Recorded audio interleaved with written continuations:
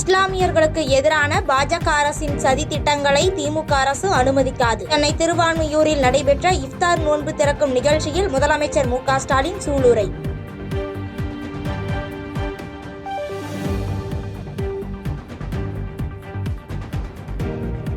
திமுகவுக்கு எதிராக அனைவரும் சேர்ந்துவிடக் கூடாது என முதலமைச்சர் பயப்படுவதாக பாஜக மூத்த தலைவர் தமிழிசை சவுந்தரராஜன் பேட்டி. 2026 திமுகவுக்கு பதற்றத்தை ஏற்படுத்தியுள்ளது என்றும் விமர்சனம்.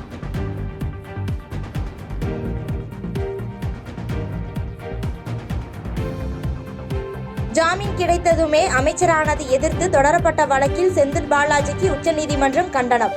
வழக்கு குறித்து விளக்கம் அளிக்க 10 நாட்கள் மட்டுமே அவகாசம் அளித்து உத்தரவு.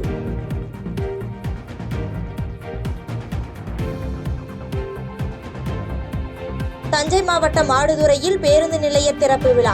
மனு கொடுக்க ஏராளமானோர் குவிந்ததால் அமைச்சர் கோவிச்செழியனை கடிந்து கொண்ட அமைச்சர் KN நேரு.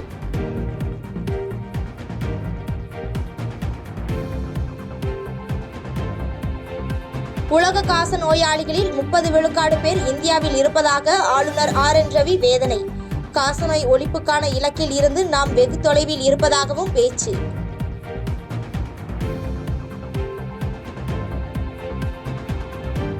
மாவட்ட வாரியான மக்கள் பிரச்சனைகள் திமுக நிறைவேற்றாத வாக்குறுதிகளை சமர்ப்பிக்க தமிழக வெற்றிக் கழகம் அறிவுறுத்தல். வரும் 28ஆம் தேதி பொதுக்குழு கூட்டம் நடைபெற உள்ள நிலையில் மாவட்ட செயலாளர்களுக்கு உத்தரவு.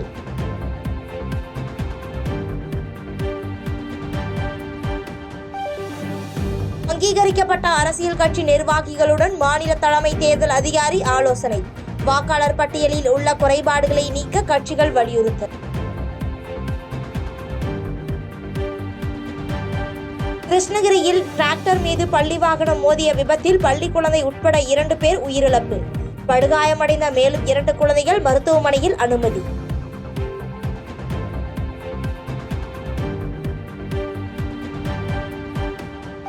நாடாளுமன்ற உறுப்பினர்களின் மாத ஊதியம் 1 லட்சம் ரூபாயிலிருந்து 1,24,000 ரூபாயாக உயர்வு.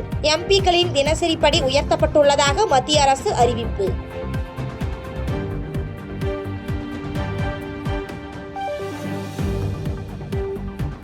சர்ச்சையில் சிக்கிய டெல்லி உயர்நீதிமன்ற நீதிபதி யஷ்வந்த் வர்மாவை அலகாபாத் உயர்நீதிமன்றத்திற்கு மாற்ற கொலிஜியம் பரிந்துரை.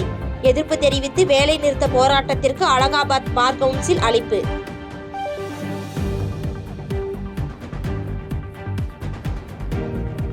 சிலியில் ஏற்பட்ட காட்டுத்தீயில் ஏராளமான மரங்கள் எரிந்து சேதம். பொதுமக்கள் பாதுகாப்பான இடங்களுக்கு வெளியேற்றம்.